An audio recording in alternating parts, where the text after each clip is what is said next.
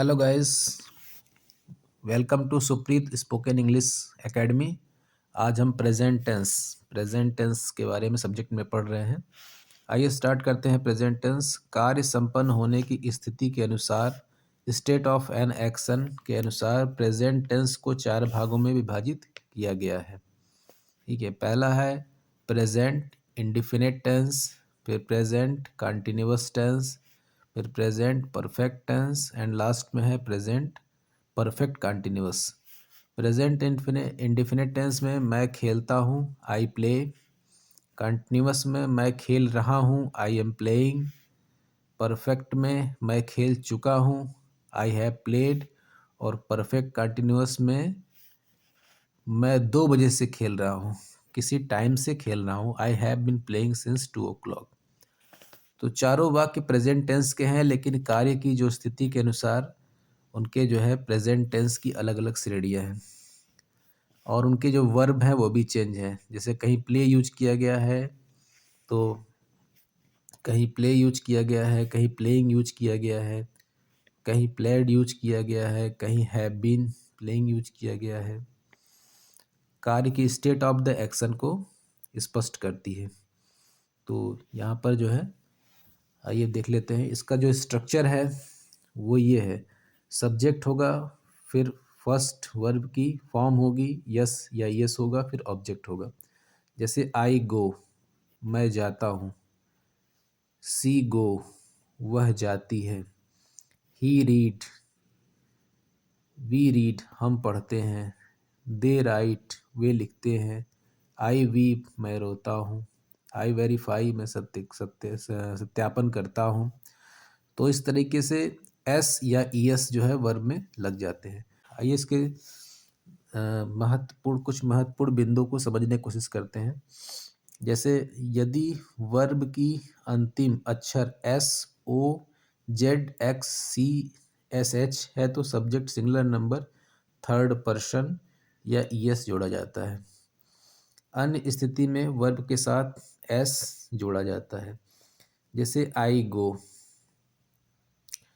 यहाँ पर देखिए आई गो है तो यहाँ पर देखिए एस, यहाँ एस आया हुआ है तो आई गो, गोज ई एस हो गया।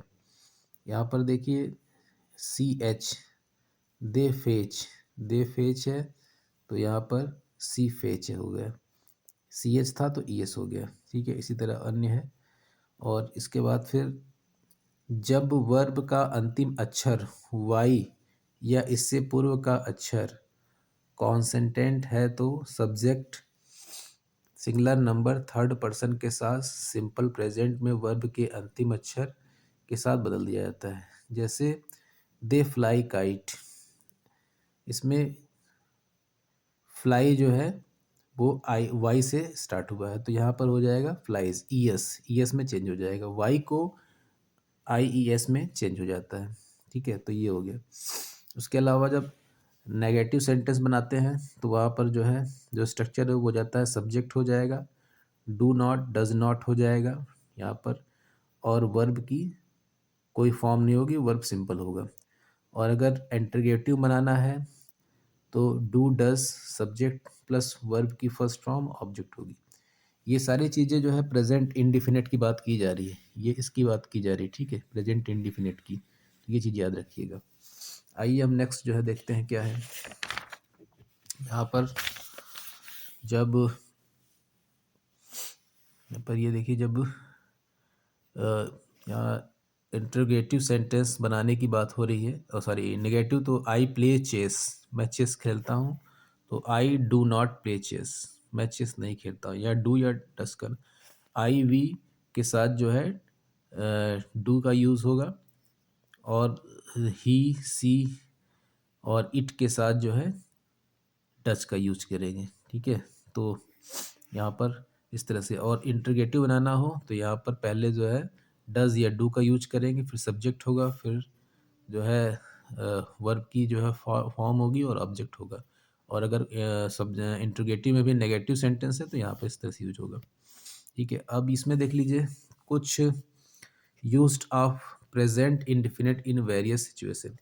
ये बहुत इम्पोर्टेंट है कि प्रेजेंट टेंस कहाँ पर यूज़ होता है, किस सिचुएशन में यूज होता है।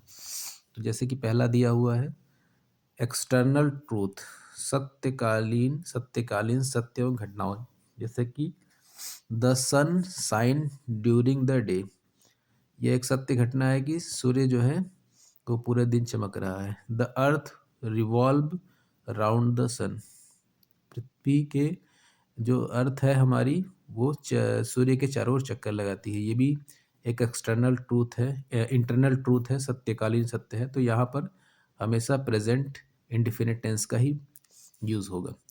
दूसरा है कि प्रतिदिन सामान्य रूप से किए जाने वाले कार्यों के लिए जो हम दिन भर डेली यूज करते हैं, जैसे I get up early in the morning, my father goes office at 10 AM, he go to temple every day, या he play football daily.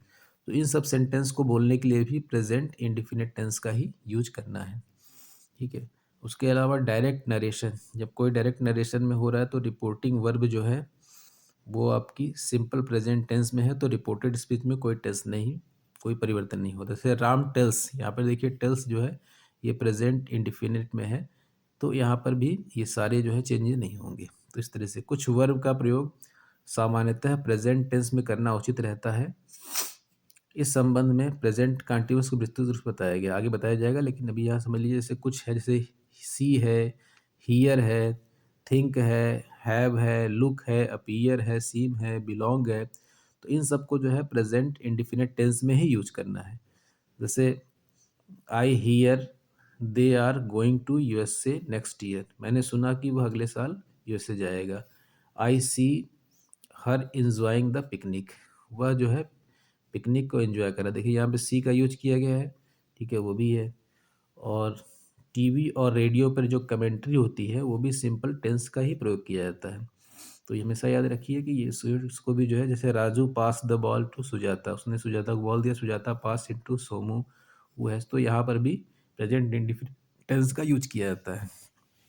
Next है कि जब हियर दियर से शुरू होने वाले सब्जेक्ट, जब कोई चीज़ हियर और देयर से शुरू होती है, एक्सप्लेनेटरी वाक्य में भी सिंपल टेंस का ही प्रयोग किया जाता है। जैसे देयर सी लिव्स, वो वहाँ रहती है। Here comes the train, train आने वाली है। देयर गोज द बेल, वह भी बेल बजाएगा। Here the come. तो इस तरह के वाक्यों में भी प्रेजेंट इंडिफिनिट का ही होता है। न्यूज़पेपर की हेडलाइन जो होती है वो भी सिंपल प्रेजेंट में ही होती है। जैसे chief escape, cricket match draws, peace talk fail, इस तरह की जो हेडिंग होती है वो भी प्रेजेंट इंडिफिनिट होती है। किसी प्लांट फ्यूचर एक्शन हेतु प्रेजेंट इंडिफिनिट का प्रयोग किया जाता है। जैसे कोई आपका प्लान है फ्यूचर में, तो उसको भी प्रेजेंट इंडिफिनिट टेंस में ही बताएंगे। जैसे our college open in the month of July, ठीक है, या we live America in 10:30 next Monday. तो इस तरह के जो सब्जेक्ट वाक्य हैं, जो इस तरह के सेंटेंस हैं, उनको भी प्रेजेंट इंडिफिनिट टेंस में ही बनाना है। दूसरा है सिंपल प्रेजेंट टेंस का प्रयोग always, never, consistently, sometimes, often, usually, ever, week, Sunday, twice a every के साथ, इन सब के साथ भी प्रयोग किया जाता है। जैसे सी ऑलवेज स्पीक द ट्रूथ, वह हमेशा सत्य बोलता है। ठीक है, ऑलवेज का यूज किया गया है, तो ऑलवेज भी यहाँ पर प्रेजेंट इंडिफिनिट टेंस में। ही नेवर टेल ए लाई, वह कभी झूठ नहीं बोलता है, तो यहाँ भी प्रेजेंट टेंस का ही प्रयोग किया जाएगा। कोटेशन या अन्य किसी कथन को सिंपल प्रेजेंट में लिखा जाता है। कोई भी कोटेशन हो या कोई ऐसी चीज़ें हो तो उनको भी प्रेजेंट इंडिफिनिट टेंस में ही लिखा जाता है। जैसे ही से honesty is the best policy, कि हॉनेस्टी जो है वो बेस्ट पॉलिसी है। ठीक है, या Shakespeare says neither a borrower nor a leather, तो इस तरह की कोटेशन को भी प्रेजेंट इंडिफिनिट टेंस में ही पढ़ा जाता है। जब मेन वर्ब फ्यूचर में हो तो कंडीशनल सेंटेंस में if, till, as soon as, when, unless, before, until, इसके बाद प्रेजेंट इंडिफिनिट टेंस का यूज किया जाता है। जैसे we shall wait till the arrive, हमने उसके आने तक वेट किया। I shall go market the train, ठीक है। इस तरह की इस सेंटेंस में भी प्रेजेंट इंडिफिनिट टेंस का यूज होता है। तो गाइज आज के लिए इतना ही। अब आप कल पढ़ेंगे प्रेजेंट कंटिन्यूअस क्या होता है। अगर वीडियो पसंद आया तो लाइक कीजिए, सब्सक्राइब कीजिए। Thank you very much.